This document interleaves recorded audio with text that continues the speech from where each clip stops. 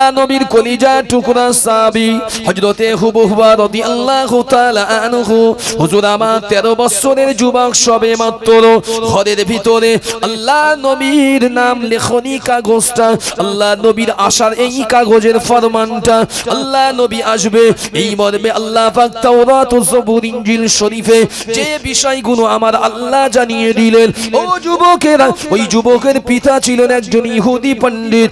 এমন সময় কিছুক্ষণ হয়ে গেল, হযরতে হুবুবা ওই কাগজটা নিয়ে বারে বারে চুম্মা দেয়। আল্লাহ নবীর আশিকটা বারে বারে আমার নবীর নাম যেখানে দুটি ঠোঁট দিয়ে চুম্মা দেয়, আর চোখ দিয়ে 13 বছরের যুবকের পানির টোসাগুলো গড়িয়ে গড়িয়ে টপ টপ করে ওই কাগজের উপরে পড়তে লেগেছে।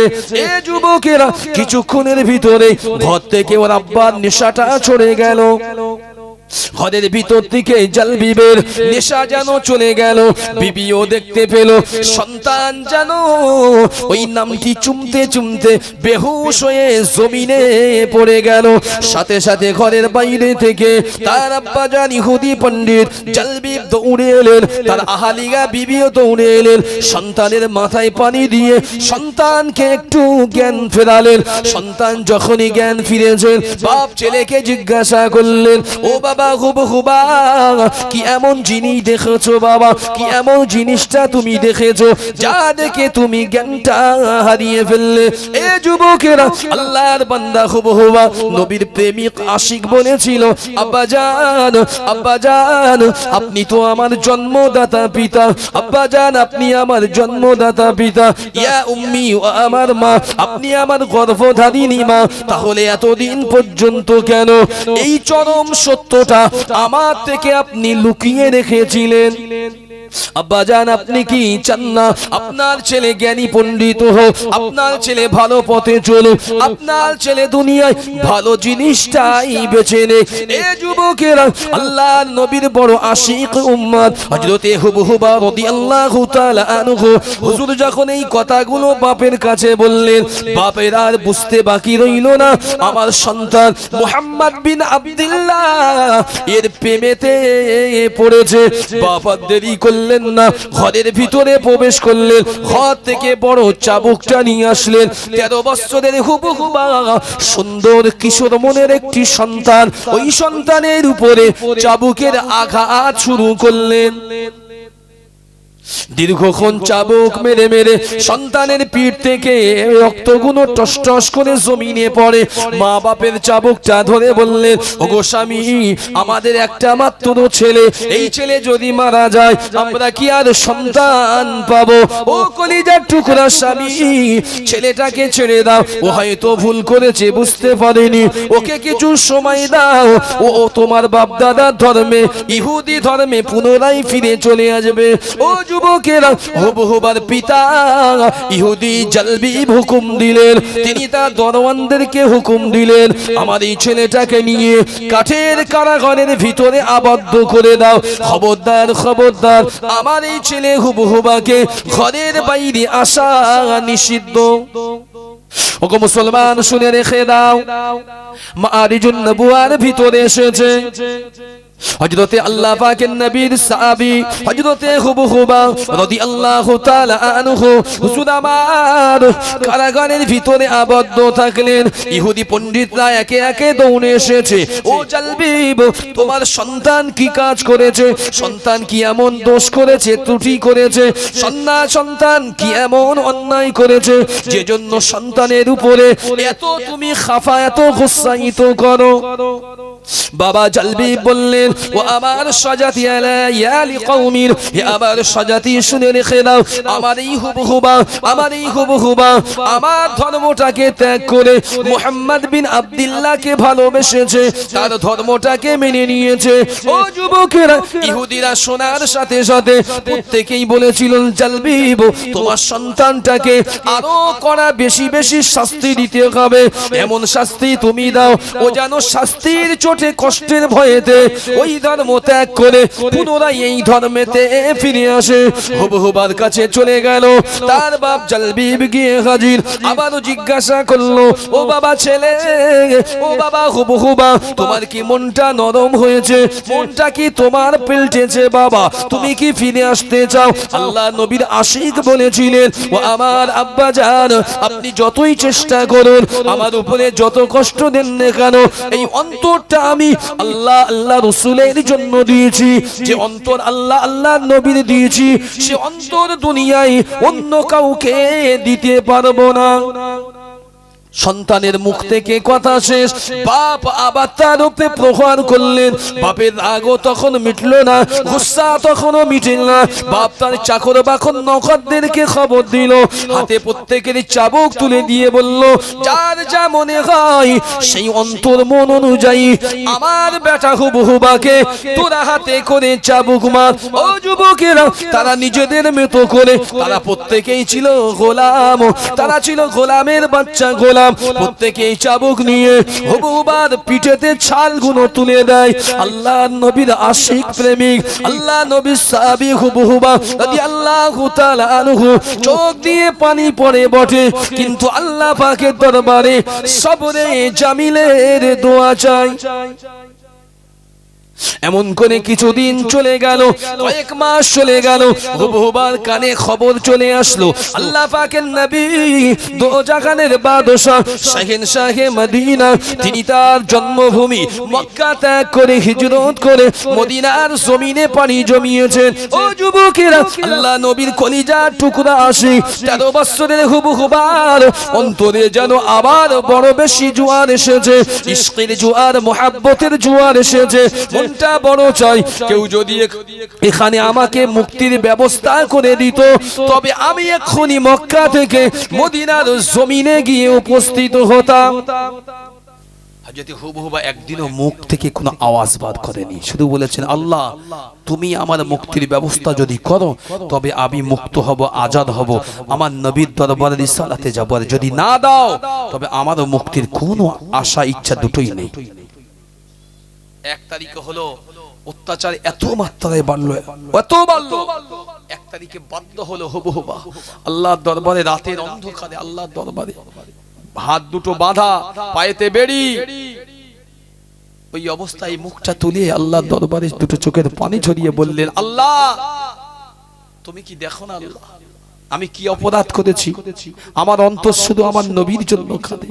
আল্লাহ আমি আমার নবীর সঙ্গে সাক্ষাৎ করতে চাই, দিদার চাই, আল্লাহ তুমি ব্যবস্থা করে দাও। অলৌকিক হলেও সত্য, দোয়া করতে দেরি, আল্লাহ পাক তার আশিকের দোয়াটুকু আল্লাহর দরবারে কবুল হতে দেরি হয়নি। জোরে বলেন সুবহানাল্লাহ। আল্লাহ নবীর সাহাবী হযরতে হুবহুবা রাত যখন ভারী হলো, আল্লাহর বান্দা হাত বাঁধা অবস্থায় আল্লাহ পাকের আসমানের দিকে মুখটা তুললেন, উদউনি আস্তাজিবু লাকুম রব্বুল আলামিন, আল্লাহ আমি দোয়া চাই, আমার বড় আশা মনে, ও রব্বুল আলামিন আল্লাহ আমাকে তুমি মুক্তির ব্যবস্থা করে দাও, আমি এখান থেকে আমার নূর নবীর রিসালাতে গিয়ে হাজির হতে চাই।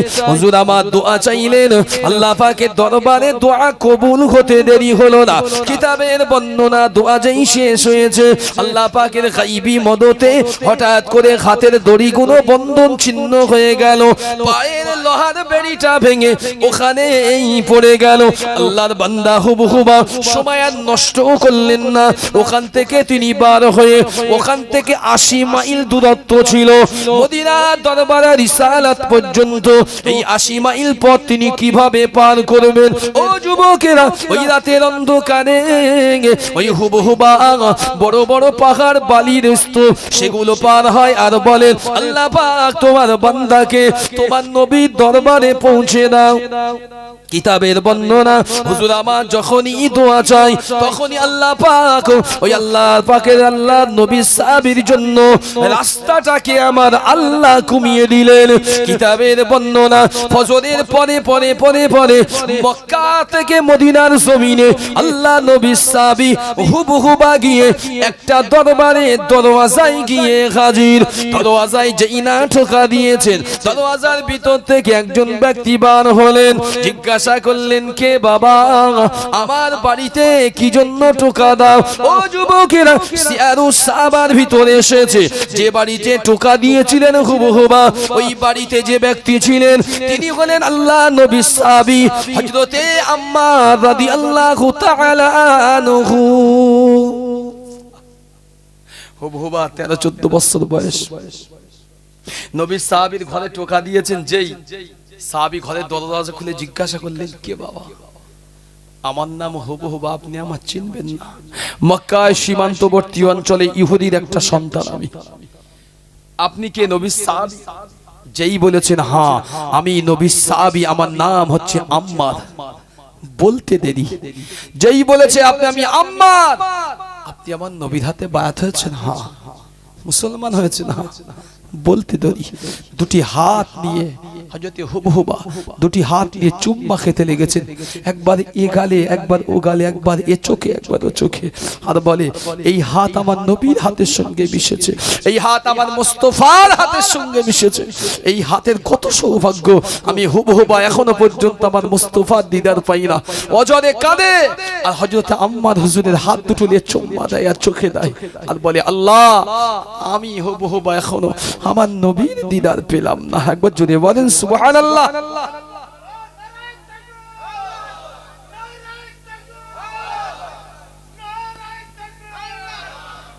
নবীর ইশকে ফানা, ইশকে দিওয়ানা। আম্মা হুজুর বললেন, কি হয়েছে বাবা? উনি পূর্ণ কিসসা বর্ণনা করলেন। উনি বললেন, দাঁড়াও, সকাল একটু ফর্সা হোক, আল্লাহ নবী উঠবেন, আমরা যাব কি? আল্লাহ নবী মদিনার মসজিদে বসে আছেন, আল্লাহ নবী মদিনার মসজিদে বসে আছেন, আল্লাহ নবী সাহাবীরা আল্লাহ নবীকে ঘিরে বসে আছেন। রিসালাতে ইসলামের কিছু বিষয় আলোচনা চলছে। আল্লাহ পাকের নবী সাহাবী হযরতে আম্মার রাদিয়াল্লাহু তাআলা আনহু হুজুর আমার নব সাহাবী, নব কলিজার টুকরা হুবহুবাকে নিয়ে আল্লাহ নবীর দরবারে রিসালাতের সামনে গিয়ে হাজির হলেন। আল্লাহ নবীর ওই হুবহুবা জিজ্ঞাসা করলেন, ও ভাই আম্মার, ওই যে সকলের মধ্যে যিনি নূরানি চেহারা, হুসনু জামাল চেহারায় আলোকিত করে যিনি বসে, উনি তো আমার দয়ার নবী। জোরে বলেন সুবহানাল্লাহ, আরো জোরে বলেন সুবহানাল্লাহ।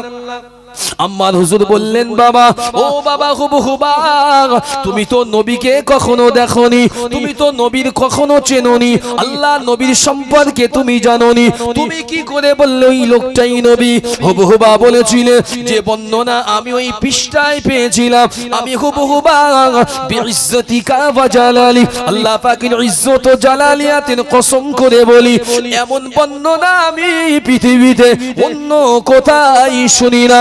তিনি হবেন নূরের নবী, তিনার চেহারা থাকবে হুসনু জামাল, তিনি যখন কাঁদবে চোখের পানিগুলো মুক্তোর দানার মতো ঝরে পড়বে, তিনি যখন হাসবে মতির মতো চিলিক দিয়ে তার দাঁতগুলো বার হবে।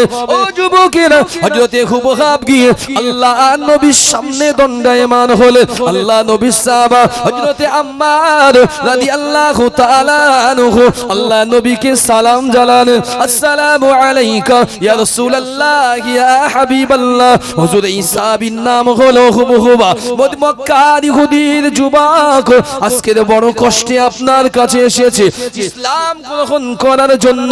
আল্লাহ নবী তাকে ডেকে বসালেন, মাথায় হাত বুলালেন, বাবা, ও বাবা হুবহুবা, কিছুক্ষণ তুমি ধৈর্য ধরো।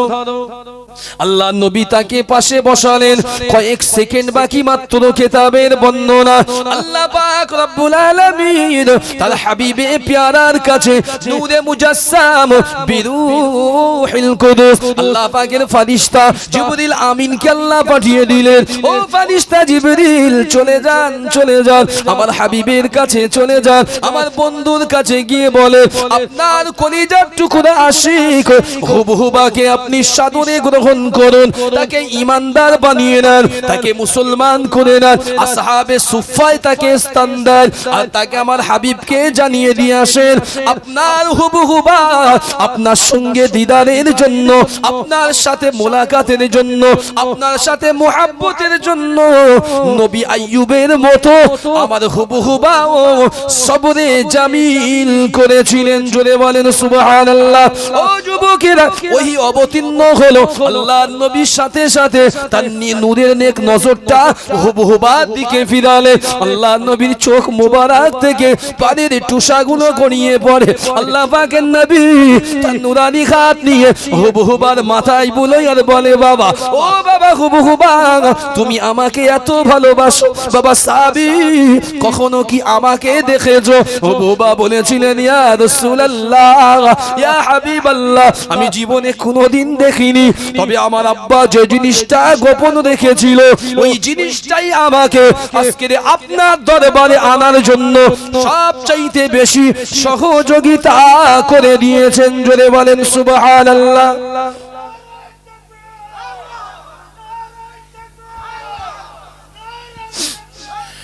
তুমি মানলে মানো, তুমি মানলে মানো, না মানলে মন মানে না। আশিকেরই আসল জান্নাত সোনার মদিনা, আশিকেরই আসল জান্নাত সোনার মদিনা। মুসলমানের আসল জান্নাত কোথায় গো? কথা বলেন না কেন? কথা বলেন কোথায়? যদি বলেন, কবি বলেছে না যে জান্নাত যদি আমি যাই ওটা আলাদা জিনিস, কিন্তু জান্নাতে গেলেই তো মদিনা থাকবে, কিন্তু মদিনায় জান্নাত থাকবে, তাই মদিনাকে বেছে নেব। যদি বলেন, মনে রাখুন, জান্নাতের জন্য বলছি যেন খারাপ ভাববেন না, জান্নাতের জন্য কেউ যদি ইবাদত করে, অনেক ফিকহিগণ যারা ফিকার ইলমিয়াত যারা নিয়েছেন, অনেক ফিকহি বলেছেন শুধুমাত্র কোন ব্যক্তি আল্লাহ ছেড়ে দিয়ে রাসূল ছেড়ে শুধু জান্নাতের জন্য ইবাদত করে, তো সেই ইবাদতটা হচ্ছে কুফর। কেন? এই জন্যই, কারণ জান্নাতের মালিককে যদি বলে, জাহান্নামের মালিককে, তাহলে মালিককে আগে ধরতে হবে। কথা বুঝতে পারছেন? যদি মালিককে আপনি খুশি করতে পারেন, মালিক আপনার বেতন বাড়াবে না কমাবে? বাড়াবে। তো মালিক খুশি হলে আপনার এমনি খুশি হওয়ার কাজ, আর মালিক যদি না খুশি হয়, নারাজগি হয়, তাহলে আপনার তো বেতন কমবে, কষ্টটা বাড়বে। এই জন্য তাম পৃথিবীর আশিকদের জান্নাত হলো সোনার মদিনা।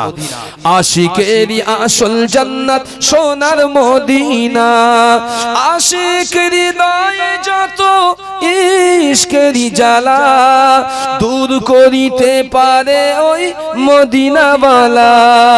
মদিনা মদিনা করে হয়ে যায় ফানা, আশিকেরই আসল জান্নাত সোনার মদিনা। তুমি মানলে মানো, তুমি মানলে মানো, না মানলে মন মানে না। আশিকেরই আসল জান্নাত সোনার মদিনা। এক সময় ছিল মদিনা অলক্ষণের ভূমি, নবীর ছোঁয়ায় হলো আরো জান্নাতের চেয়েও দামি। যদি বলেন সুবহানাল্লাহ। এক সময় ছিল মদিনা অলক্ষণের ভূমি, নবীর ছোঁয়ায় হলো আরো জান্নাতের চেয়েও দামি। নবী যে তাই আছেন শুয়ে, জান্নাতের টুকরা বলে করলেন যে ঘোষণা। আশিকেরই আসল জান্নাত সোনার মদিনা। তুমি মানলে মানো, তুমি মানলে মানো, না মানলে মন মানে না। আশিকেরই আসল জান্নাত সোনার মদিনা, আশিকেরই আসল জান্নাত সোনার মদিনা।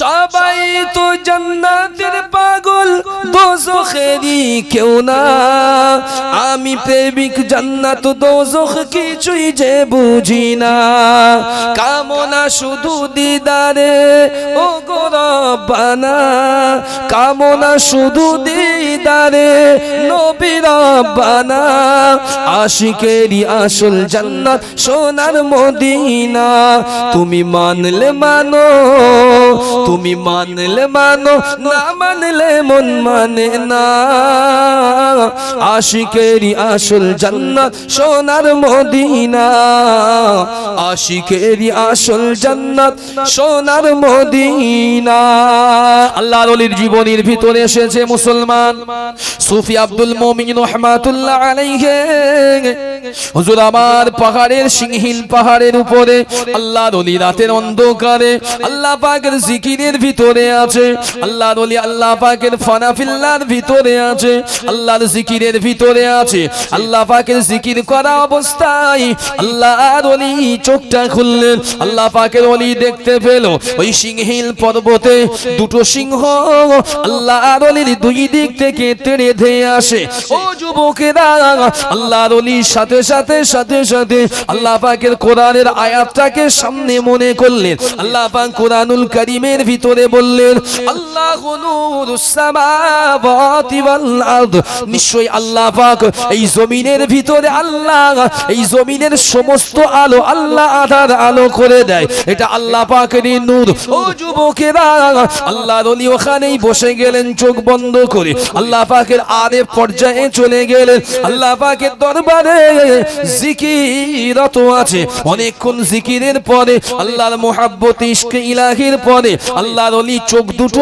আবার খুললেন আল্লাহ পাকের ওলি দেখতে পেলেন ওই দুইজন জঙ্গলের জন্তু ওই জানোয়ার হিংস্র সিংহ তখনও দুই দিকে বসে বসে বসে বসে যেন আস্ফালন কাটে আল্লাহর ওলির দিকে যেন তেড়ে যেতে চায় ও যুবকেরা কিন্তু না না কোথা থেকে অদৃশ্য একটি জ্যোতি এসে ওই জন্তুগুলো চোখেতে বারে বারে ফোকাস মারে ওই জন্তুর ফোকাস মারা জন্তুর চোখগুলো বারে বারে যেন ঝলসে যায় অবশেষে আল্লাহ পাকের ওলি জামানার কুতুব সুফি আব্দুল মুমিন রাহমাতুল্লাহ আলাইহি হুজুর আমার বলেছিল ও আল্লাহ পাকের সৃষ্টি আমি আব্দুল মুমিন আমি আল্লাহ পাকের বান্দা আর আমি ফুরফুরার পীর মুজাদ্দুদুজ জামানের নগণ্য খলিফা আমি একজন হাকার গুনাহগার এখানে আল্লাহকে খুঁজতে এসেছি তালাশ করছি এই না যেই বলেছেন ওই সাথে সাথে সিংহ দুটি ওখান থেকে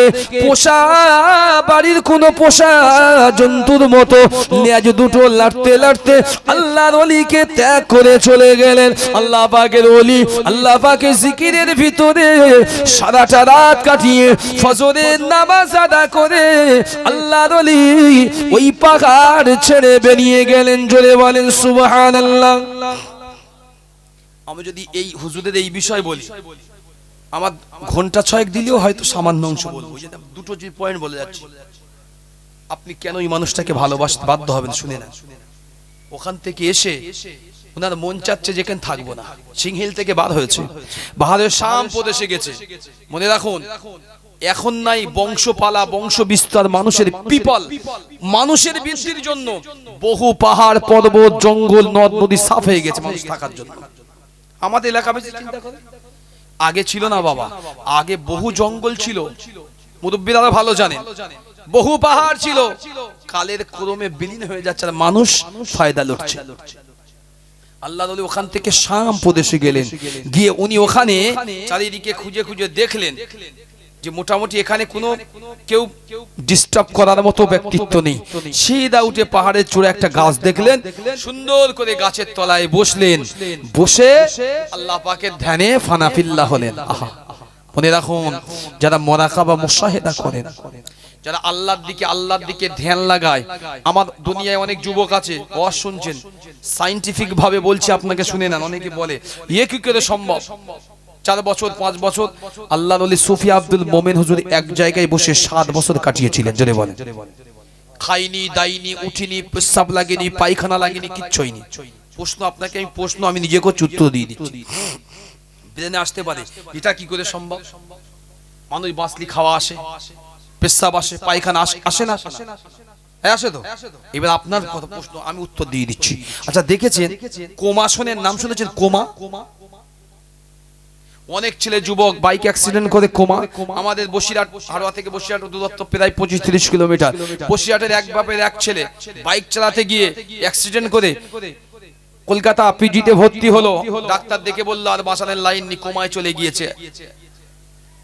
বাপ মা অনেক কষ্ট করে চিকিৎসা করে যখন হলো না, সিদ্ধান্ত নিল আমার সন্তানের কিডনি, আমার সন্তানের ব্রেন, এগুলোকে আমি আরো যাদের প্রয়োজন তাদেরকে দান করব চোখ, এবং মরণোত্তরে দেহদানের এই অংশগুলো দান করে গেল, যে আমার সন্তান তো নেই, আমার সন্তানের জিনিস দিয়ে আরেকজন বাঁচুক। প্রশ্ন হচ্ছে আমাদের প্রাক্তন সম্ভবত জলসম্পদ মন্ত্রী ছিলেন প্রিয়রঞ্জন দাস মুন্সি, নিশ্চয়ই মুরব্বীদের মনে আসে, দীর্ঘদিন কোমায় ছিলেন। চোখ চেয়ে দেখতেন, মাঝে মধ্যে ঘোরাতেন হালকা হালকা হালকা হালকা, কিন্তু শরীর কিচ্ছু চলতো না, অবশ না ছিল, খাওয়ার কোনো প্রসেস, খাদ্য যেত না, না কিছু পান করার দরকার ছিল না, শুধুমাত্র ওই কোমায় থাকতো। ডাক্তার শুধু সে চেক করতো মেশিনে ঢুকিয়ে, কিছু দোয়ার প্রয়োজন হলে ইনজেকশন পুশ করতো, আর কিছু প্রয়োজন হল না। এখন প্রশ্ন, যদি কেউ প্রশ্ন তোলে আধুনিক মডার্ন বিজ্ঞানে যে হুজুর এটা কি করে সম্ভব এক জায়গায় বসে কাটাতে, আমি তাকে বলি এক জায়গায় 7 বছর বসে কাটিয়েছে বলে তোমাদের যদি অবিশ্বাস মনে হয়, একটা মানুষ 13 বছর কোমায় কি করে কাটালো? কোন পদ্ধতিতে আগে বলো? না খেয়ে। আমার কথা বোঝা যাচ্ছে? আসুন, আল্লাহ পাকের ওলি হযরত সুফি আব্দুল মুমিন রাহমাতুল্লাহ আলাইহি ওই পাহাড়ে গাছতলায় চুপ করে বসে বসে আল্লাহ পাকের ইবাদতে মগ্ন। আল্লাহর ওলি আল্লাহ পাকের এমন পর্যায়ে পৌঁছে গেলেন, আশিক পর্যায়ে, এমন আরেফ পর্যায়ে, ওখান থেকে মানুষ ফিরতে পারে না, খুব তাড়াতাড়ি ফিরতে পারে না। যে হালে মানুষ চলে যায়, এমন এমন হাল আছে, পর্যায় আছে, যে পর্যায় থেকে আল্লাহর মহব্বত থেকে মানুষ ফিরতে পারে না। আল্লাহ পাকের ওলি সুফি আব্দুল মুমিন, আল্লাহর ওলি সুফি আব্দুল মুমিন রাহমাতুল্লাহ আলাইহি হুজুর আমার এক তারিখে ওখানে বসে গেল, পাহাড়ের গাছের নিচে বসে আল্লাহর তালাশে আল্লাহর দিকে নিজেকে বিলীন করে দিল। মহাশূন্যে শরীরটা ওখানে, অন্তরটা আল্লাহর সঙ্গে জুড়ে গেল। ও যুবকেরা, বেশ কিছুদিন চলে যাওয়ার পরে আল্লাহর ওলি আবিষ্কার করলো, দুটো চোখ খুলে তাকিয়ে দেখলো শাম দেশের কোনো একটি বড় লোকের বাড়িতে হুজুর তার সোফায় তার গদিতে শায়িত। আল্লাহ পাকের ওলি চোখ দুটো খুললেন, হুজুর আমার দেখলেন দামি সুন্দর গদিতে, মখমলের গদিতে সুফি আব্দুল মুমিন শায়িত আছে। হুজুরের কথা বলার ক্ষমতা নাই, আর শুধু হাড় হাড্ডি রয়ে গেল, হাড়ের গোশত বলে কিছু নাই। চোয়াল দুটো মারিতে মারিতে এঁটে গিয়েছে, চুলগুলো বড় বড় হয়েছে, হাত পায়ের নখগুলো জন্তুদের মতো বেড়েছে, গোপদাড়ি গুলো বেড়ে বড় হয়েছে। ও যুবকেরা, আল্লাহর ওলি কিন্তু তবুও মুখ খুলতে পারে না, চোয়াল দুটো এঁটে গেল, ওই চোয়ালটাও খুলতে পারে না। ওই বাড়িওয়ালা অনেক চেষ্টা করে, কষ্ট করে, চামচে চামচে করে, সুন্দর করে ভেড়া বকরির দুধ গুলো এলে গরম করে করে আল্লাহর ওলির দাঁতের ফাঁকা দিয়ে আল্লাহর ওলির এই জিহ্বা দিয়ে শরীরে প্রবেশ করায়। কিতাবের বর্ণনা 56 দিন পরে, শুশ্রূষার পরে আল্লাহর ওলি চোখ খুলে, জবান খুলে কথা বললেন। বাড়িওয়ালাকে শুয়ে শুয়ে ডাক দিলেন, ও বাড়িওয়ালা, আমি আব্দুল মুমিন এখানে কেন? আমার কি হয়েছে বাবা? ওই বাড়িওয়ালা বলতে লেগেছেন, হুজুর বেয়াদবি মাফ করুন, আমরা গিয়েছিলাম ওই মিনামত পাহাড় নামক পাহাড়ে, শাম প্রদেশের মিনামত নামক পাহাড়, ওই পাহাড়ে আমরা মাঝে মধ্যে শিকার করতে যাই, আমার কিছু বন্ধুদের নিয়ে সেদিনও শিকার করতে গিয়েছি। ও আল্লাহর ওলি, সেদিন গিয়ে আমরা দেখতে পেলাম একটা গাছের গোড়ায় হেলান্দ একটা মানুষ আছে, কিন্তু একই মানুষ না বন মানুষ, না জিন, না পরি, না ফারিস্তা, দাড়িগুলো বড় বড় বুক পর্যন্ত, গোপগুলো 1 হাত করে লম্বা, হাতের নখগুলো 1 বিঘতের বেশি লম্বা। মানুষটা মরে গেছে না বেঁচে আছে জানি না, গোটা শরীরটা গাছের লতা পাতা দিয়ে ঘেরা আটানো। ও হুজুর আমরা প্রথমে চিন্তা করেছি এটা কি মানুষ না জিন, পরে আবিষ্কার করলাম মানুষ, চিন্তা করলাম জীবিত না মৃত। কিছুক্ষণ পরে গিয়ে আমরা খোঁজ করলাম, তালাশ করলাম, আমরা দেখতে পেলাম আপনার শরীরটা আছে, ওই শরীরের ভিতরে সামান্য শ্বাস প্রশ্বাস গুলো আসা যাওয়া করছে। আমরা চিন্তা করলাম এই মানুষ কতদিন আছে, কতদিন এখানে বসে আছে জানি না। এই চিন্তা করে ঘর থেকে আমরা আমাদের কাঠের তৈরি বড় মাচান, ওই মাচান এনে আপনাকে ধরে তুলে মাচানে বসিয়ে আমি আমার বাড়িতে এনে আর 56টা দিন ধরে আপনার শুশ্রূষা করেছি।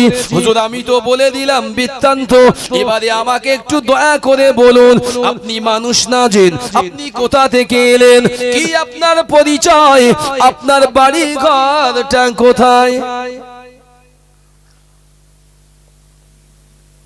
আল্লাহ পাকের ওলি হাজী সুফি আব্দুল মোমেন রহমাতুল্লাহ আলাইহি হুজুর অনেক শুনে বললেন বাবা আজকের মাসের কত তারিখ, সালটা কত? এই শুনে নেন, প্রথম প্রশ্ন বাবা আজকের কি মাস আর কত সাল? বাড়িওয়ালা মাস বলল আর সাল বলল। উনি গুনে গুনে বলল বাবা আমি অমুক সালে অমুক তারিখে এই জায়গায় এসে বসেছিলাম। বাড়িওয়ালা ক্যালেন্ডার হাতরে হাতরে পুরাতন ক্যালেন্ডার খুঁজে খুঁজে দেখলো 7 বছরের অধিক, 7 বছরের বেশি আল্লাহ পাকের মহান ওলি সুফি আব্দুল মোমিন ওই গাছের তলায় বসে বসে শরীরটা দুনিয়ায় কিন্তু বাকিটা আল্লাহর জন্য বিলীন আরিফ পর্যায়ে দিয়ে দিয়েছিলেন। জোরে বলেন, একটু চিল্লে বলেন সুবহানাল্লাহ।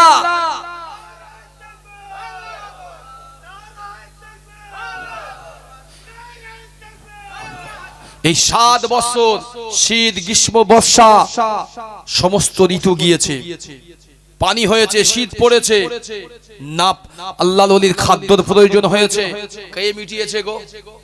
যদি বলেন কে মিটিয়েছে? এখনকার যুগের ছেলেরা এক্সট্রা পাকা কেন বলেননি? শুনেন একটা কথা বলি, আল্লাহ পাক নিজেই বলেছে যারা আমার আশিক হন, আমার নবী হন, আমার রাসূল হন, শহীদ হন, আমার আব্দাল ওলি হন, আমি আল্লাহ তাদের কবরে রিজিক পৌঁছে দিয়ে থাকি। যদি বলেন সুবহানাল্লাহ। আল্লাহর নবী যখন মিরাজে গিয়েছিলেন, যখন ক্রস করছিলেন বাইতুল মুকাদ্দাস, আল্লাহর নবী বললেন ভাই জিবরিল আমি দেখতে পাচ্ছি আল্লাহর নবী মুসা আলাইহিস সালাম কবরে দাঁড়িয়ে দাঁড়িয়ে নামাজ পড়ছে। যদি বলেন মানুষ নবীরা কবরে নামাজ পড়তে আল্লাহ অনুমতি দেন না? দেন না? দেন। রিজিক আল্লাহ দায়িত্ব নিয়েছে। একজন প্রশ্ন করছে হুজুর আল্লাহ যদি রিজিক দেয় কবরে, পায়খানা কোথায় ফেলে? কথা বুঝতে পারলেন না? হ্যাঁ, এই হচ্ছে ইবলিসের ভাইরা ভাই, মানে এর চিন্তা ভাবনা কি বিপরীত ধর্মী জিনিসটা। বিপরীত বোঝেন তো? এই কথা বুঝতে পারলেন না? এই শোনেন ছোট্ট করে একটা কথা বলি, অনেক মানুষ আছেন হাসবেন না জানেন। হ্যাঁ, ওয়াজের মাহফিল আমি হাসানোর জন্য বলছি না, আমি বোঝানোর জন্য বলছি। আপনি যদি বুঝতে পারেন ভালো, না বুঝলে হাফেজ হাসার দরকার নেই, হাসলে খারাপ হতে পারে। এই গ্রামের একটা আত পাগলা লোক আছে। কি পাগলা বললাম? আত পাগলা। জানেন তো হয় অনেক সময় একটু ব্রেনের ডিস্টার্ব, তার কথা গ্রামে খুব একটা লোক লেয় না, জানেন বলে পাগল বাদ দে। এই গ্রামে যদি থাকে যেন আমার নাম বলবেন না, আমি কিন্তু বলছি না এটা, আমি আশরাফ আলী থানভী হুজুর একটা কিতাবের বর্ণনা দিচ্ছি। এক গ্রামের আত পাগলা একটা ছেলে অবিবাহিত, ওই গ্রামের রাস্তার গায়ে একটা গাছ আছে, এরকম বড় গাছ। ও উঠে গাছে উঠেছে, একটা গাছ কাটারি নিয়ে যে ডালে বসেছে রাস্তার ধারে ওই ডালটাই কাটছে। গ্রামের একটা মুরব্বী চাচা তিনি বাড়ি যাচ্ছিলেন দুপুরের সময়, তিনি ওই অবস্থা দেখে বলছে পাগল মরেস তো, যে ডালে বসে সে ডাল কাটছে, এ তো বাঁচবে না, একে তো পাগল, তাতে ওখান থেকে পড়লি তাই রাস্তা পাকা রাস্তা, বেশ তো কি অন্য জায়গায় হলে তো রাস্তা আর মরে যাবে। বলতে পাগল শিগগির নেমে আয়, এ তো মরেস, পাগল তুই মরেছিস নেমে আয়, 2-4 বার বলেস। তো চিন্তা না করলে আমি কি মরে গেলাম? ও আস্তে আস্তে ওই যা দিয়ে কাটছিল ওইটা হাতে করে নেবে, এসে বলতে চাচা আমি কি মারা গেছি? মুরব্বি বলতে সর্বনাশ, এ তো এমনি আত পাগল, এর সঙ্গে তর্ক করা মানে আরো আমার সময় যাবে, যে ওদের নামাজও কাজা হবে। মুরব্বি কোনো কথা উত্তর দেয়নি, একদম গোঁজ গোঁজ করে হেঁটে বাড়ি পালিয়েছে। গ্রামের একটা ভাই যুবক সারাদিন খাটাখাটনি করে চাষ করে নাঙলটা ঘাড়ে নিয়ে বাড়ি আসছিল, রাস্তা এ গিয়ে তার সঙ্গে দেখা করতে বলছে ভাই একটু দাঁড়া দি ভাই, আমি কি মারা গেছি? ও চিন্তা করতে, আমি সারাদিন কষ্ট করে 500 টাকা ইনকাম করে না হলে তাহলে বাড়ি যাচ্ছি, এর পাল্লায় পড়লে আমার তো পুরো সারাদিন যাবে, দরকার নেই। ও কোনো কথার উত্তর দেয়নি, চলে গেছে। এই পাগলের মনে মনে সন্দেহ জন্মছে যে মানুষ মরে গেলে যত বলুক বলুক তার কথা জীবিত মানুষ শুনতে পায় না।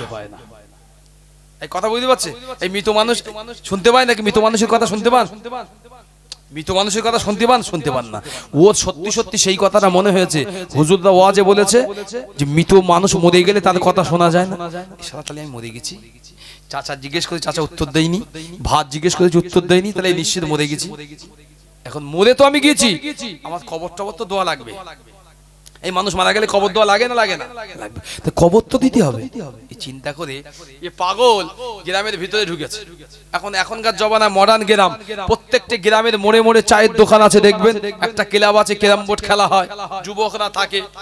ও মাথায় হাত তুলে আর সারা গ্রামে ঘুরে বলে, বাবারা, ও যুবকেরা, ও চাচারা, বাপেরা, আমি অমুক মারা গিয়েছি, আল্লাহ রাস্তায় আমার দাফন কাফনের ব্যবস্থা করো।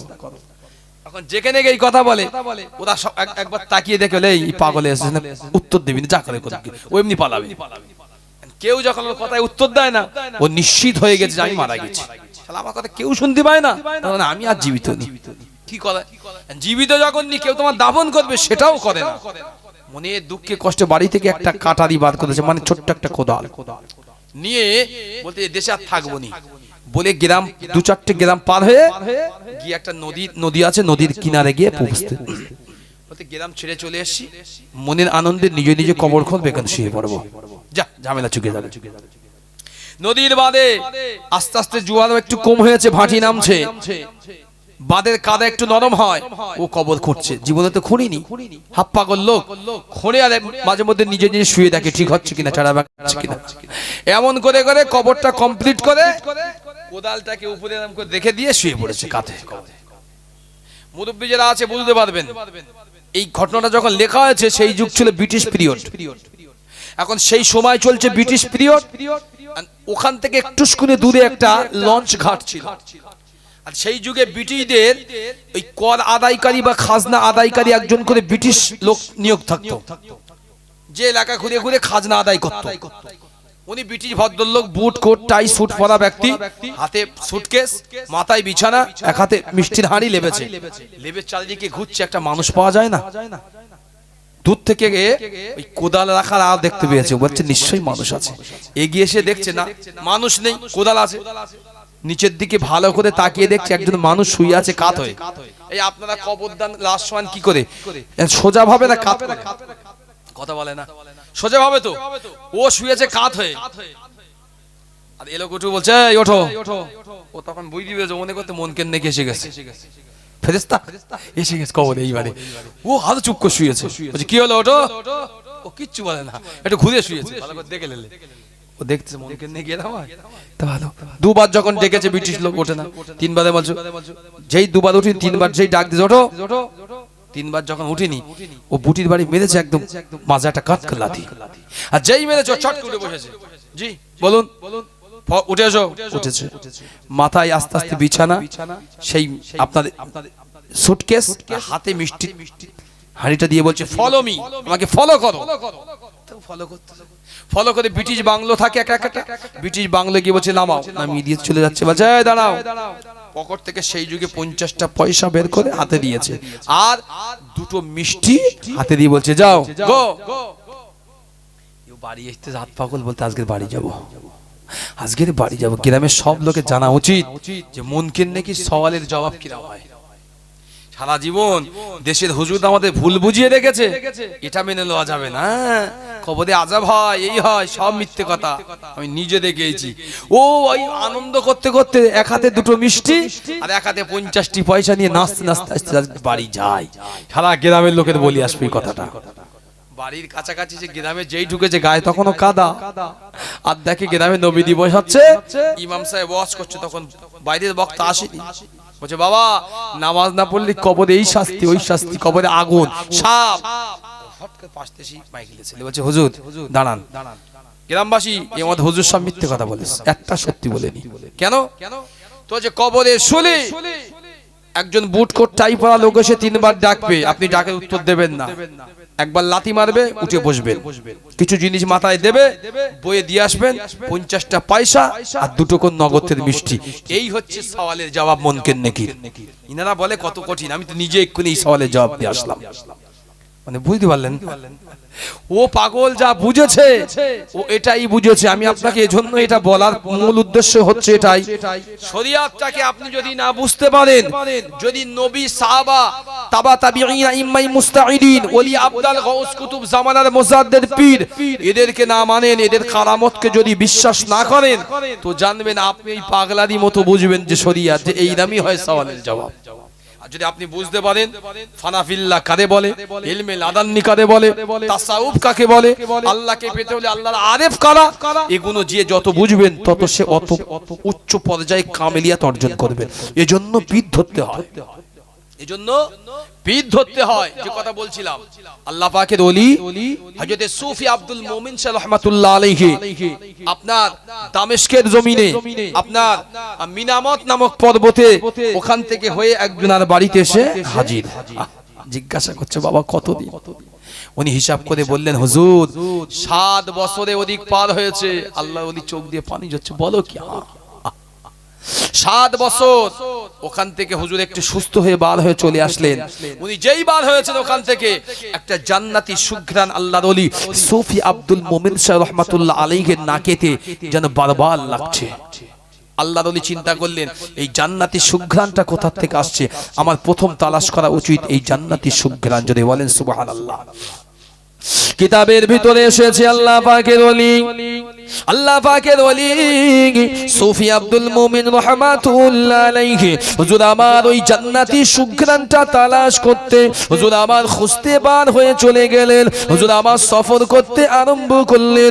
ও যুবকেরা, আল্লাহর ওলি বড় কষ্ট করে করে এক একটি জঙ্গল এক এক করে পার হয়, এক একটি পাহাড় এক এক করে পার হয়, নদী নালা নির্জন এলাকা যেখানে মানুষ কখনো যাতায়াত করে না, সমস্ত জায়গাগুলো একে একে একে একে আল্লাহ পাকের ওলি সুফি আব্দুল মুমিন শাহ রাহমাতুল্লাহ আলাইহি হুজুর আমার পার করলেন। 1 তারিখে পার করতে করতে করতে করতে একটা সময় আল্লাহ পাকের ওলি সুফি আব্দুল মুমিন রাহমাতুল্লাহ আলাইহি হুজুর আমার গিয়ে সেই ব্যক্তি যে পাহাড়ের উপরে ছিল সেই পাহাড়ের কাছাকাছি গিয়ে হাজির। আল্লাহর ওলি দূর থেকে দেখতে পেল ওই পাহাড়ের একেবারে চূড়ায় আল্লাহ পাকের একজন আবেদ বান্দা, আল্লাহ পাকের একজন সালেহ বান্দা, আল্লাহ পাকের একজন নেক বান্দা ওই পাহাড়ের চূড়ায় দাঁড়িয়ে দাঁড়িয়ে আল্লাহ পাকের নামাজে রত আছেন। ও যুবকেরা, আল্লাহর ওলি সুফি আব্দুল মুমিন রাহমাতুল্লাহ আলাইহি হুজুর আমার বড় কষ্ট করে মেহনত করে ওই পাহাড়ের চূড়াগুলো বয়ে বয়ে বয়ে বয়ে আল্লাহর ওলি পাহাড়ের চূড়ার উপরে আরোহণ করলেন। আল্লাহর ওলি ওই যে যেখানে ছিলেন ওই আল্লাহ পাকের মাহবুব বান্দার সামনে আল্লাহর ওলি গিয়ে হাজির। আল্লাহ পাকের ওলি তখন বসে জিকিররত অবস্থায় সুফি আব্দুল মুমিন রাহমাতুল্লাহ আলাইহি তিনি আল্লাহ পাকের বান্দার পাশে বসলেন। এমন সময় ফজরের আযান হয়ে গেল। আল্লাহর ওলি উঠে নামাজ আরম্ভ করলেন। সুফি আব্দুল মুমিন রাহমাতুল্লাহ আলাইহি হুজুরও উঠে নামাজ পড়লেন। নামাজ শেষ করে আল্লাহর ওই বান্দা আল্লাহ পাকের মুরাকাবা মুশাহেদার ভিতরে নিমজ্জিত হলেন।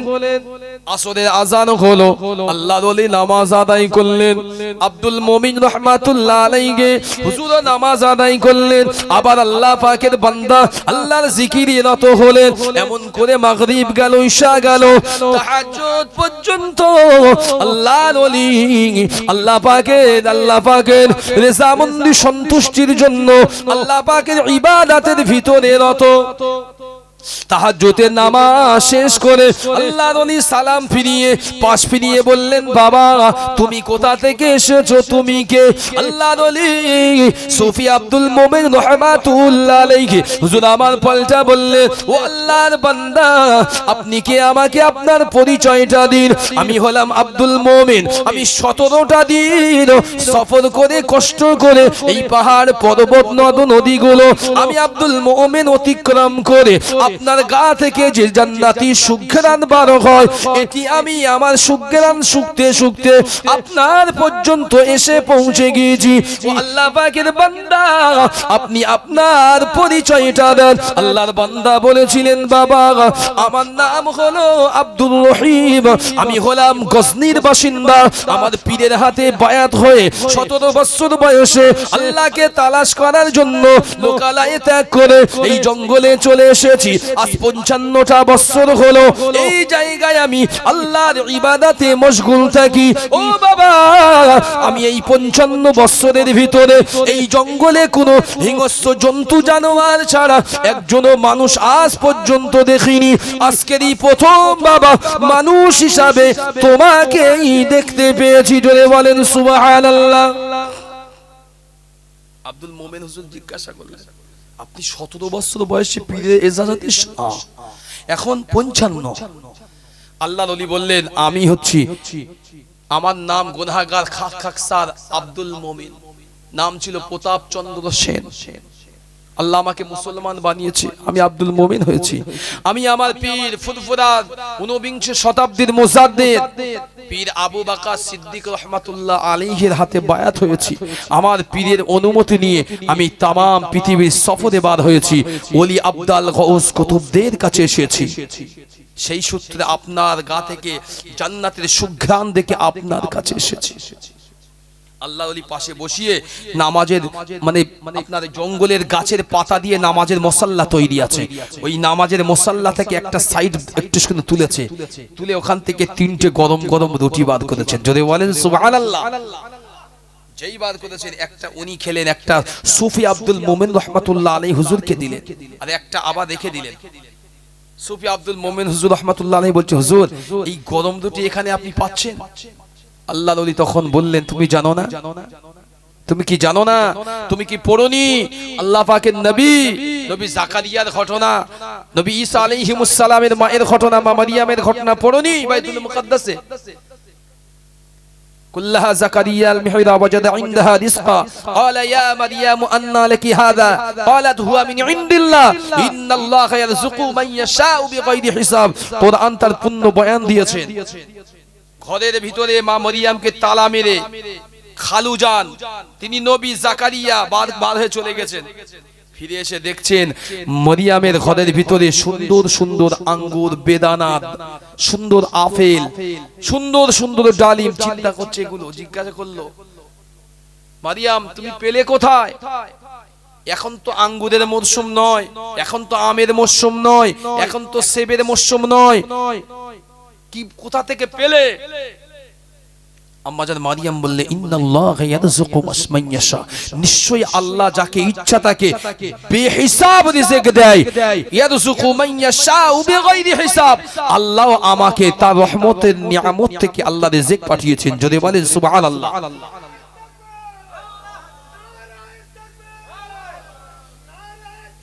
আল্লাহর ওলি যখন বললেন, বাবা তুমি কি পড়োনি? সুফি আব্দুল মোমিন সাহেব রহমাতুল্লাহ আলাইহি বললেন, হ্যাঁ আমি জানি হুজুর।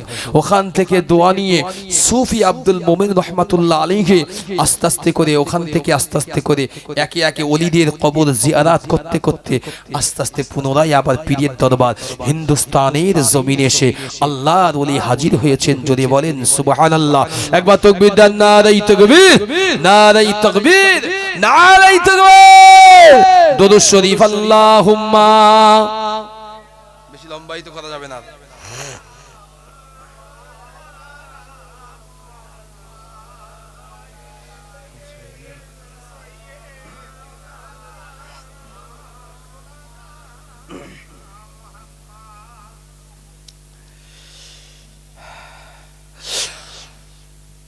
जिनकी तारीफ खुद रब काबा करे, जिनकी तारीफ खुद रब काबा करे, उनकी अजमत घटाना गलत बात है। আমার নবীর তারিফ স্বয়ং আল্লাহ করেছে। কে করেছে? যদি বলেন কে করেছে? আল্লাহ করেছে। এখন নবীর বিরুদ্ধে কেউ যদি কুৎসা হিজা রটায়, এটা কি ভালো হবে? যদি বলেন ভালো হবে? ভালো হবে না। এই জন্য কবি বলছে, যার তারিফ খুদ আল্লাহ করেছে তার বিরুদ্ধে খবরদার তোমরা খারাপ কিছু বলো না। আমার নবীর সম্মান ইজ্জত আল্লাহ দিয়েছেন, একবার জোরে বলেন সুবহানাল্লাহ। जिनकी तारीफ खुद रब काबा करे उनकी अजमत घटाना गलत बात है। जिनको कुरान यासीन तोगा कहे, जिनको कुरान यासीन तोगा कहे उनकी अजमत घटाना गलत बात है। चांद से खूबसूरत रुखे मुस्तफा उनको देखा तो आयशा ने कहा, चांद से खूबसूरत रुखे मुस्तफा उनको देखा तो आयशा ने कहा, तौबा तौबा उन्हें चांद जैसा कहूँ, तौबा तौबा उन्हें चांद जैसा कहूँ, चांद जैसा बताना गलत बात है। जोरे बोलें सुभान अल्लाह, आरो जिरो जोरे बोलें सुभान अल्लाह। तौबा तौबा उन्हें चांद जैसा कहूँ, चांद जैसा बताना गलत बात है। लाए तशरीफ दुनिया में खैरुल वरा, हक को बातिल हुआ आमने सामने, कुफ्र अब शर्म से मुँह छुपाने लगे, कुफ्र अब शर्म से मुँह छुपाने लगे, आए जब मुस्तफा आमने सामने। इनकी है ये कहा है तुम इताअत करो, ए नबी ने कहा कि तुम इताअत करो, अपने माँ बाप की खुद खूब खिदमत करो। एक जोरे बोलें सुभान अल्लाह। ये नबी ने कहा कि तुम इताअत करो, अपने माँ बाप की खूब खिदमत करो, तेरे माँ बाप का तुझ पे एहसान है, तेरे माँ बाप का तुझ पे एहसान है, उनकी दिल को दुखाना गलत बात है, तेरे माँ बाप का तुझ पे एहसान है, उनकी दिल को दुखाना गलत बात है। जिनकी तारीफ खुद रब काबा करे उनकी अजमत घटाना गलत बात है। जिनको कुरान यासीन तोगा कहे उनकी अजमत घटाना गलत बात है। अल्लाहुम्मा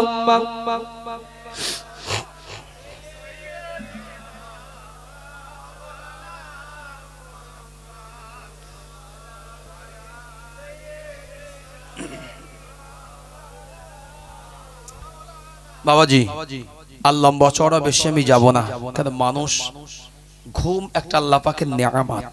কি বললাম? আল্লাহ নিয়ামত। আমরা যখন ঘুমোই আমাদের কারোর ক্ষমতা নেই বলার যে আমি হোশ আওয়াজের ভিতরে থাকি, মানে আমি সাবধানতার সঙ্গে ঘুমোই। ঘুমের কাছে কারোর কোন রকম সাবধানতা চলে না, চলে চলে না। এজন্য আল্লাহ শিখিয়ে দিয়েছেন আল্লাহ রাসূল, আল্লাহুম্মা বিইসমিকা আমুতু ওয়া আহইয়া। তোমরা যখন ঘুমোবে এই দোয়াটাকে পড়বে, কারণ ঘুমও তো মৌতেরই ভাই। ঘুম আর মৌত একই, কাছাকাছি থাকে, খুব কাছাকাছি অবস্থান এদের। মানুষ যেমন ঘুমিয়ে পড়লে সে বুঝতে পারে না দুনিয়ায় কি ঘটে গেল, আর মৃত্যু হয়ে গেলে তার পরিসমাপ্তিও ঘটে গেল। আজকে আপনাদের মাহফিল কবরবাসীদের জন্য মাহফিল, সবরে সানিদের জন্য মাহফিল। মনে রাখুন, আজকে যারা ওয়াজ শুনছেন 2025-এ, এই মাহফিল যখন 2026-এ আবার আল্লাহ যদি চাই হবে, হয়তো এই 25-এর কোনো ব্যক্তি অনুপস্থিত থাকবে, তার জায়গা তখন কবরে হবে। এটাও তো হয়েছে, হয়তো 24-এ যে ছিল 25-এ অনেকেই নাই। তাই না? ওই জন্য মৃত্যুকে ভুলে যেও না। কবি বলেছেন মৃত্যু সর্বদা আমার মাথার তাই চাইতেও আরো সন্নিকটে ছায়া করে আছে, যে কোনো সময় মৃত্যুর দাবানল আমার উপরে পড়তেই পারে, অস্বীকার করার কোনো জায়গা নাই। মৃত্যু আমাকে ছাড় দেবে না। আফালা ইয়ালামু ইযা বু'সিরা মা ফিল কুবুর। কবরের প্রস্তুতি কতটা আছে আপনারা আমার, কতটা কবরের প্রস্তুতি। কবর তো জীবনে দেখেননি, শুধু একবার করে গিয়ে দেখে এসেন এটাই কবর না, ওটা কবর না। আপনি এত বড় ভালোবাসনেওয়ালা আব্বাকে, এত ভালোবাসনেওয়ালা আম্মাকে, এত ভালোবাসনেওয়ালা বিবিকে, এত ভালোবাসনেওয়ালা বাবাকে, সন্তানকে কখনো রাতে অন্ধকারে একাকী গিয়েছেন নিজের দেশের কোনো বাড়ির কবরস্থানে? আব্বাকে কবর দিয়েছেন 3 মুঠো মাটি, কোনোদিন গিয়েছেন রাতের বেলা একাকী তাহাজ্জুদের সময়? জাননি। অত বড় বুকের পাটাও আপনার হয়নি।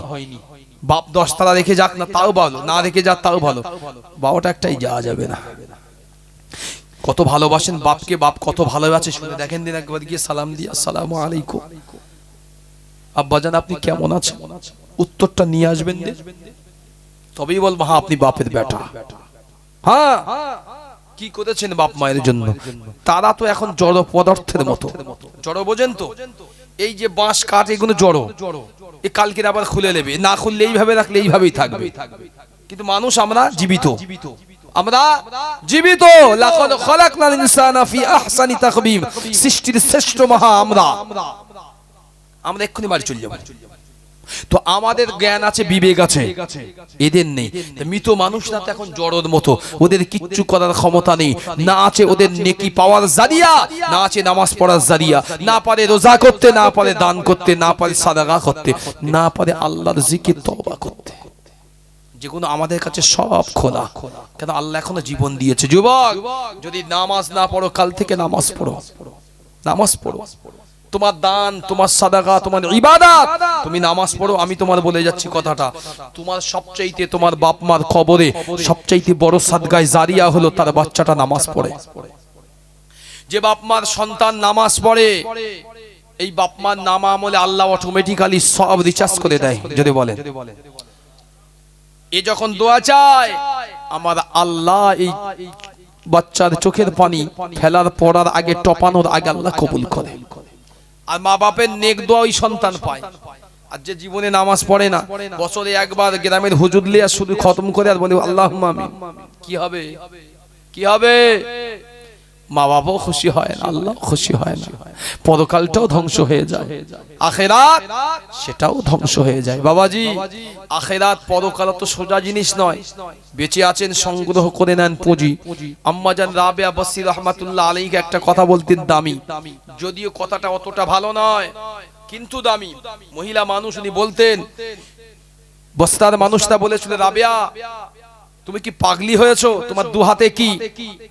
রাবেয়া বসরি বলেছিল এক হাতে আমার পানি আর এক হাতে আমার আগুন। কি করবে ওটা নিয়ে? তো সেই পানি দিয়ে আল্লাহ পাকের স্বাদের জাহান্নামকে, আল্লাহর আযাবের জাহান্নামকে আমি নিভিয়ে দেব, আর এই আগুন দিয়ে আল্লাহর সাজানো গোছানো স্বাদের জান্নাতটাকে ধরিয়ে তছনছ করে দেব। কথাটা আদৌ খুব ভালো জিনিস নয়, কিন্তু তিনি তার অলিপ্ত ইলমিয়াতে আল্লাহর ইশকে বলেছিলেন। আমার আপনার জন্য বলা জায়েজ নয়। মনসুর হাল্লাদ বলেছে আনাল হক, আমি হলাম আল্লাহ। আপনার জন্য জায়েজ নেই, আমার জন্য নয়, তাদের জন্য ছিল, কারণ তারা সেই মাকাম অর্জন করেছিল। মনসুর হাল্লাদকে যখন ফাঁসি দেওয়া হয়েছিল, ফাঁসি দেওয়ার পরেও ওই দড়ির থেকে আওয়াজ আসছে আনাল হক, আনাল হক, যদি বলেন সুবহানাল্লাহ। সেই ইশকে তারা অর্জন করেছিল। রাবেয়া বলেছিল যে আমি এইগুলো করব। রাবেয়া কেন তুমি এইগুলো কেন করবে? বলছে আমি জাহান্নামকে বন্ধ করে দেবো আগুন দিয়ে, এজন্যই, আর জান্নাতকে ধরিয়ে দেবো এজন্যই। যারা নাকি শুধু জান্নাতের আশায় দুনিয়ায় ইবাদত করে, আমি এই জান্নাতটাকে ধরিয়ে দেবো। আর যারা জাহান্নামের ভয়ে ইবাদত করে, আমি ওই জাহান্নামটাকে নিভিয়ে দেবো। দেখি মানুষ দুনিয়ার কিসের জন্য ইবাদত করে। ও রাবিয়া তুমি জান্নাত চাও না, জান্নাতের ভয় ইবাদত করো না? রাবিয়া বসরি রাহমাতুল্লাহ আলাইহা বলেছিলেন না, আমি রাবিয়া জান্নাত জাহান্নামের পরোয়ায় রাবিয়া ইবাদত করে না। এই রাবিয়া ইবাদত করে একমাত্র জান্নাত আর জাহান্নামের যিনি মালিক সেই আল্লাহর ইবাদত করে। যদি বলেন সুবহানাল্লাহ। রাবিয়া দুনিয়ার কোনো গোলামতি করে না, রাবিয়া করে তো জান্নাত ও জাহান্নামের মালিকের গোলাম। রাবিয়ার অন্তরে শুধু জান্নাত আর জাহান্নামের মালিকের স্থান। আর এটাও রাবিয়া বলতে চেয়েছেন যে আমি জানি জাহান্নাম আর জান্নাত যিনি সৃষ্টি করেছেন তিনি আমার আল্লাহ, আর সে আল্লাহর যদি আমি গোলামি করে আল্লাহকে রাজি খুশি করতে পারি তা রাবিয়ার জন্য দুনিয়ার কষ্ট হবে। এই কথা বলেন, কষ্ট হবে? রাবিয়া যদি আল্লাহকেই হাজির করতে পারে, আল্লাহকেই খুশি করে রাজি করতে পারে, আল্লাহর মনোনীত রাবিয়া হতে পারলে রাবিয়া জান্নাত এমনি আমার জান্নাত রাবিয়ার কদমে এসে ধরা দেবে। যদি বলেন সুবহানাল্লাহ।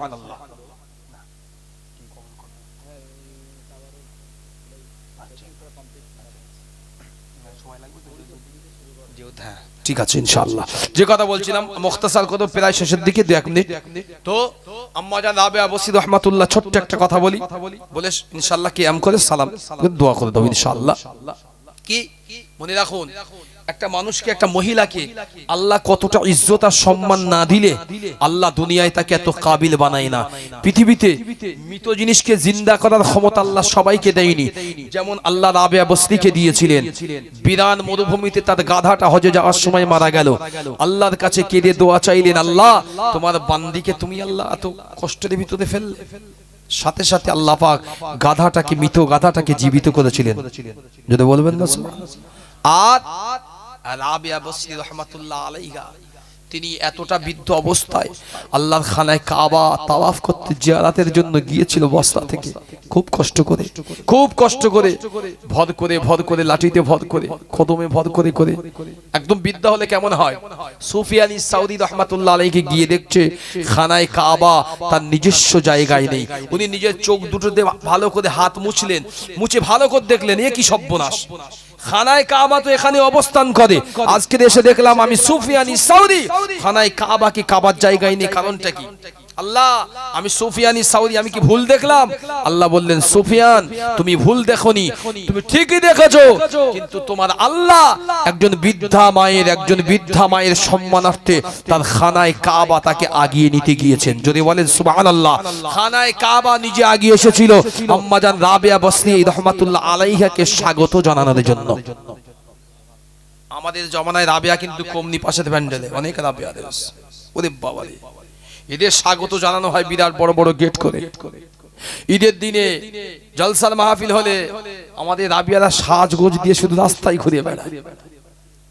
ওরা ছিল চরিত্রবান রাবিয়া, ওদের সাজগোজের প্রয়োজন ছিল না, মেকআপের প্রয়োজন ছিল না, ওদের অন্য কিছু মাখার প্রয়োজন ছিল না। ওরা শুধু ওযু করত, আল্লাহর দিকে ধাবিত হতো, তাই আল্লাহ ওই রাবিয়াদের কবুল করেছিল। আমাদের রাবিয়া ওযু করে না, আল্লাহর দিকে যায় না, এরা শুধু ফ্যাশন প্রিয়, তাই আমাদের রাবিয়ার গর্ভে থেকে আল্লাহ কোনোদিন জান্নাতি রানীও বানায় না।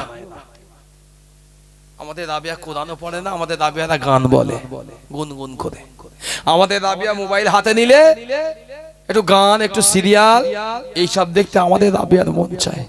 এই জন্য আমাদের রাবিয়ার কোচিটাও রাবিয়ার কথা শোনে না। রাবিয়া হুজুরের কাছে নিয়েছে, হুজুর আমার ছেলেটা একদম কথা শোনে না, একটু ফোঁ দিয়ে দেন। কি জ্বালা তো, কথা শুনবে কি? ও রাবিয়া জীবনে ওর সামনে কোরআন তেলাওয়াত করেনি, জীবনে সন্তানটার পাশে রেখে কোনোদিন নামাজ পড়িনি, ভালো কথা বলিনি। ছেলেও শিখেছে, মেয়েও শিখেছে। আজকে রাবিয়ার কথা শোনে না বলে রাবিয়া কি রাগ করলে আর হবে? হুজুর ফু দিলে কি ছেলে আল্লাহওয়ালা হবে? না, দোয়া তো মা বাপের রবিল ওয়ালিদাইনি ইহসানা, যেমন মা বাপের উপর ইহসান করতে আল্লাহ বলেছে, মা বাপকে নেক হওয়ার অর্ডার তো আল্লাহই দিয়েছে, তাই না? যাক মুখতাসার করলাম, কখনো যদি হয় ইনশাআল্লাহ, যদি সুযোগ আশেপাশে আসার আরো অনেক আলোচনা করব। মাহফিল বুঝে আলোচনা হয় বাপ, কোরআনী মাহফিল আলাদা তাফসীর বলেছি আগে। মাহফিল যেমন হয় তেমন হয়। মাশাআল্লাহ আপনারা তো বসেছেন, অনেক সময় দিয়েছেন ধৈর্য সহকারে। ইনশাআল্লাহ সকলে একটু উঠে দাঁড়ায়, আমার নূর নবীর শানে সালাতু ওয়াস সালামের নাজরানা পেশ করি, আখিরি দোয়া হবে। কমিটির ভাই বলছি শেষ